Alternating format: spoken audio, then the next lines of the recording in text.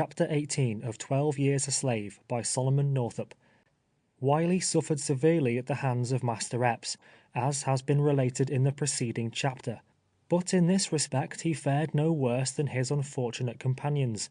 Spare the rod was an idea scouted by our master. He was constitutionally subject to periods of ill humor, and at such times, however little provocation there might be, a certain amount of punishment was inflicted. The circumstances attending the last flogging but one that I received will show how trivial a cause was sufficient with him for resorting to the whip. A Mr. O'Neill, residing in the vicinity of the Big Pine Woods, called upon Epps for the purpose of purchasing me. He was a tanner and courier by occupation, transacting an extensive business, and intended to place me at service in some department of his establishment, provided he bought me. Aunt Phoebe, while preparing the dinner table in the great house, overheard their conversation. On returning to the yard at night, the old woman ran to meet me, designing, of course, to overwhelm me with the news.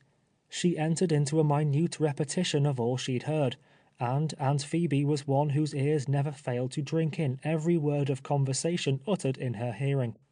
She enlarged upon the fact that Massa Epps was gwine to sell me to a tanner over in de Pine Woods, so long and loudly as to attract the attention of the mistress, who, standing unobserved on the piazza at the time, was listening to our conversation. "Well, Aunt Phoebe," said I, "I'm glad of it. I'm tired of scraping cotton, and would rather be a tanner. I hope he'll buy me." O'Neill did not effect a purchase, however, the parties differing as to price, and the morning following his arrival departed homewards. He had been gone but a short time when Epps made his appearance in the field. Now nothing will more violently enrage a master, especially Epps, than the intimation of one of his servants that he would like to leave him. Mistress Epps had repeated to him my expressions to Aunt Phoebe the evening previous, as I learned from the latter afterwards, having mentioned to her that she had overheard us. On entering the field, Epps walked directly to me. "So, Platt, you're tired of scraping cotton, are you? You'd like to change your master, eh? You're fond of moving around? Traveller, ain't you?" "Ah, yes. Like to travel for your health, maybe. Feel above cotton scraping, I suppose. So, you're going into the tanning business. Good business. Devilish fine business. Enterprising nigger. Believe I'll go into that business myself. Down on your knees and strip that rag off your back. I'll try my hand at tanning." I begged earnestly, and endeavored to soften him with excuses, but in vain. There was no other alternative. So, kneeling down, I presented my bare back for the application of the lash. "How do you like tanning?" he exclaimed, as the rawhide descended upon my flesh. "How do you like tanning?" he repeated at every blow. In this manner he gave me 20 or 30 lashes, incessantly giving utterance to the word tanning in one form of expression or another. When sufficiently tanned, he allowed me to arise, and with a half-malicious laugh assured me, if I still fancied the business, he would give me further instruction in it whenever I desired. This time, he remarked, he had only given me a short lesson in tanning. The next time he would curry me down. Uncle Abram also was frequently treated with great brutality, although he was one of the kindest and most faithful creatures in the world. He was my cabin mate for years. There was a benevolent expression in the old man's face, pleasant to behold. He regarded us with a kind of parental feeling, always counseling us with remarkable gravity and deliberation. Returning from Marshall's plantation one afternoon, whither I had been sent on some errand of the mistress, I found him lying on the cabin floor, his clothes saturated with blood. He informed me that he had been stabbed. While spreading cotton on the scaffold, Epps came home intoxicated from Holmesville. He found fault with everything, giving many orders so directly contrary that it was impossible to execute any of them. Uncle Abram, whose faculties were growing dull, became confused, and committed some blunder of no particular consequence. Epps was so enraged thereat, that with drunken recklessness he flew upon the old man and stabbed him in the back. It was a long, ugly wound, but did not happen to penetrate far enough to result fatally. It was sewed up by the mistress, who censured her husband with extreme severity, not only denouncing his inhumanity, but declaring that she expected nothing else than that he would bring the family to poverty, that he would kill all the slaves on the plantation in some of his drunken fits. It was no uncommon thing with him to prostrate Aunt Phoebe with a chair or stick of wood, but the most cruel whipping that ever I was doomed to witness, one I can never recall with any other emotion than that of horror, was inflicted on the unfortunate Patsy. It has been seen that the jealousy and hatred of Mistress Epps made the daily life of her young and agile slave completely miserable. I am happy in the belief that on numerous occasions I was the means of averting punishment from the inoffensive girl. In Epps' absence the mistress often ordered me to whip her without the remotest provocation. I would refuse, saying that I feared my master's displeasure, and several times ventured to remonstrate with her against the treatment Patsy received. I endeavored to impress her with the truth that the latter was not responsible for the acts of which she complained, but that she, being a slave, and subject entirely to her master's will, he alone was answerable. At length, the green-eyed monster crept into the soul of Epps also, and then it was that he joined with his wrathful wife in an infernal jubilee over the girl's miseries. On a Sabbath day in hoeing time, not long ago, we were on the bayou bank, washing our clothes, as was our usual custom. Presently, Patsy was missing. Epps called aloud, but there was no answer. No one had observed her leaving the yard, and it was a wonder with us whither she had gone. In the course of a couple of hours, she was seen approaching from the direction of Shaw's. This man, as has been intimated, was a notorious profligate, and withal not on the most friendly terms with Epps. Harriet, his black wife, knowing Patsy's troubles, was kind to her, in consequence of which the latter was in the habit of going over to see her every opportunity. Her visits were prompted by friendship merely, but the suspicion gradually entered the brain of Epps that another and a baser passion led her thither, that it was not Harriet she desired to meet, but rather the unblushing libertine, his neighbor. Patsy found her master in a fearful rage on her return. His violence so alarmed her that at first she attempted to evade direct answers to his questions, which only served to increase his suspicions. She finally, however, drew herself up proudly, and in a spirit of indignation boldly denied his charges. "Missus don't give me soap to wash with, as she does the rest," said Patsy, "and you know why. I went over to Harriet's to get a piece," and saying this, she drew it forth from a pocket in her dress and exhibited it to him. "That's what I went to Shaw's for, Massa Epps," continued she. "The Lord knows that was all." "You lie, you black wench," shouted Epps. "I don't lie, massa. If you kill me, I'll stick to that." "Oh, I'll fetch you down. I'll learn you to go to Shaw's. I'll take the starch out of you," he muttered fiercely through his shut teeth. Then turning to me, he ordered 4 stakes to be driven into the ground, pointing with the toe of his boot to the places where he wanted them. When the stakes were driven down, he ordered her to be stripped of every article of dress. Ropes were then brought, and the naked girl was laid upon her face, her wrists and feet each tied firmly to the stake. Stepping to the piazza, he took down a heavy whip, and placing it in my hands, commanded me to lash her. Unpleasant as it was, I was compelled to obey him.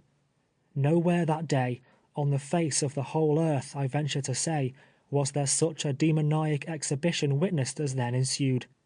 Mistress Epps stood on the piazza among her children, gazing on the scene with an air of heartless satisfaction. The slaves were huddled together at a little distance, their countenances indicating the sorrow of their hearts. Poor Patsy prayed piteously for mercy, but her prayers were vain. Epps ground his teeth, and stamped upon the ground, screaming at me like a mad fiend to strike harder. "Strike harder, or your turn will come next, you scoundrel," he yelled. "Oh, mercy, massa! Oh, have mercy, do! Oh, God, pity me!" Patsy exclaimed continually, struggling fruitlessly, and the flesh quivering at every stroke. When I had struck her as many as 30 times, I stopped, and turned round toward Epps, hoping he was satisfied, but with bitter oaths and threats, he ordered me to continue. I inflicted 10 or 15 blows more. By this time her back was covered with long welts, intersecting each other like network. Epps was yet furious and savage as ever, demanding if she would like to go to shores again, and swearing he would flog her until she wished she was in hell. Throwing down the whip, I declared I could punish her no more. He ordered me to go on, threatening me with a severer flogging than she had received, in case of refusal. My heart revolted at the inhuman scene, and risking the consequences, I absolutely refused to raise the whip. He then seized it himself, and applied it with tenfold greater force than I had. The painful cries and shrieks of the tortured Patsy, mingling with the loud and angry curses of Epps, loaded the air.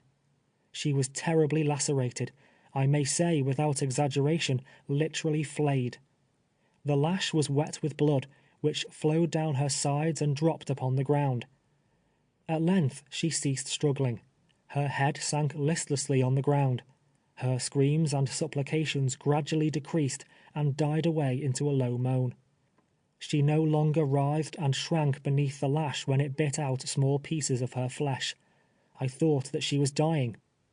It was the Sabbath of the Lord. The fields smiled in the warm sunlight. The birds chirped merrily amidst the foliage of the trees.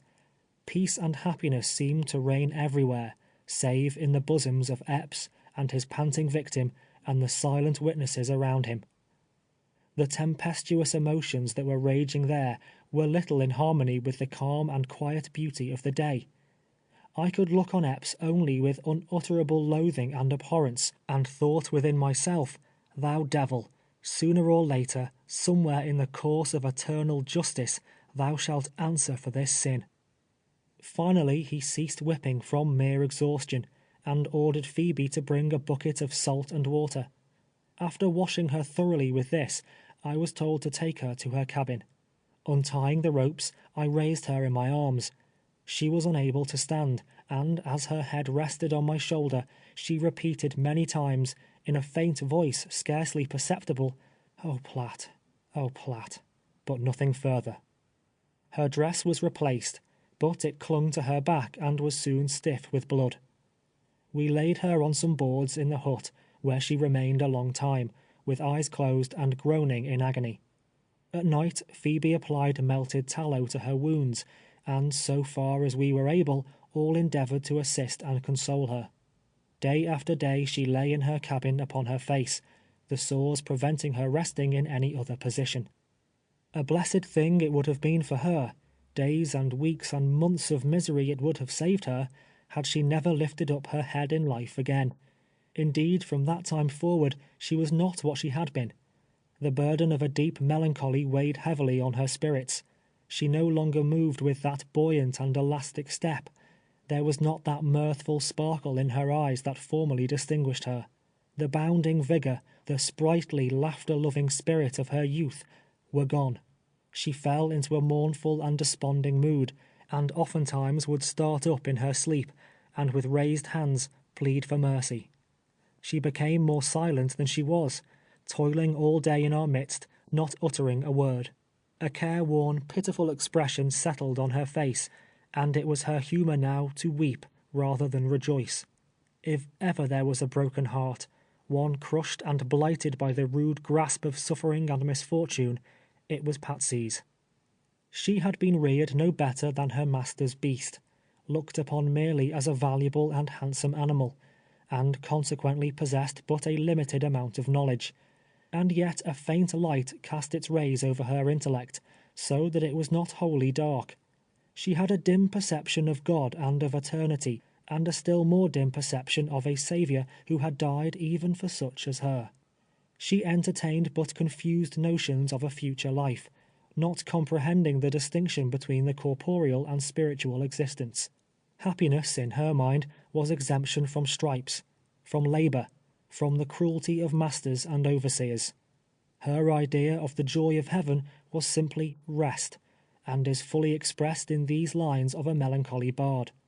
I ask no paradise on high, with cares on earth oppressed. The only heaven for which I sigh is rest, eternal rest. It is a mistaken opinion that prevails in some quarters, that the slave does not understand the term, does not comprehend the idea of freedom.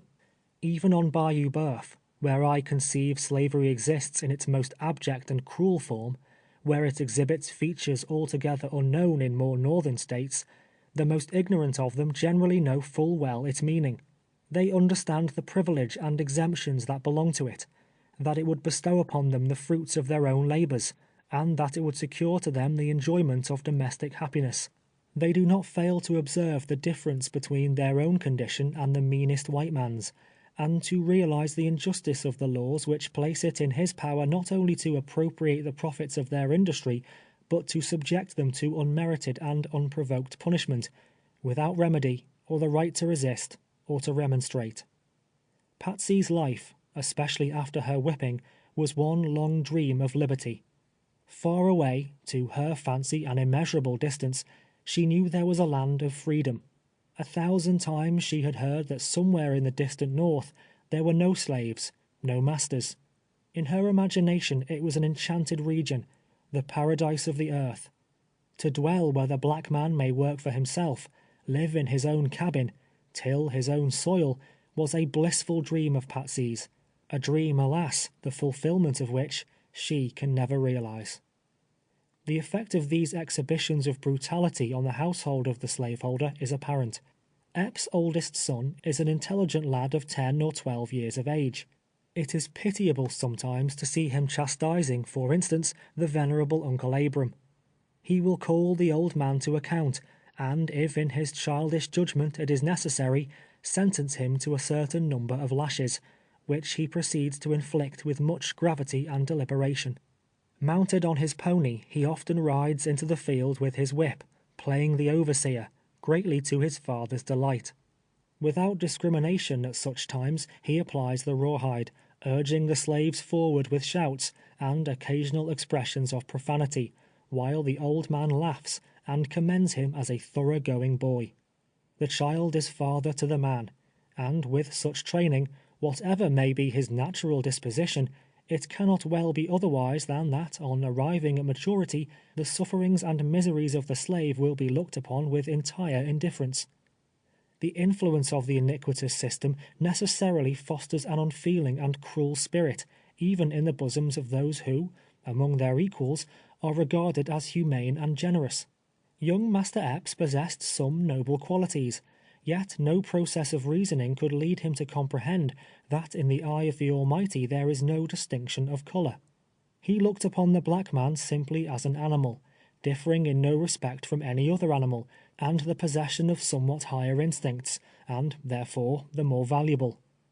To work like his father's mules, to be whipped and kicked and scourged through life, to address the white man with hat in hand, and eyes bent servilely on the earth, in his mind was the natural and proper destiny of the slave.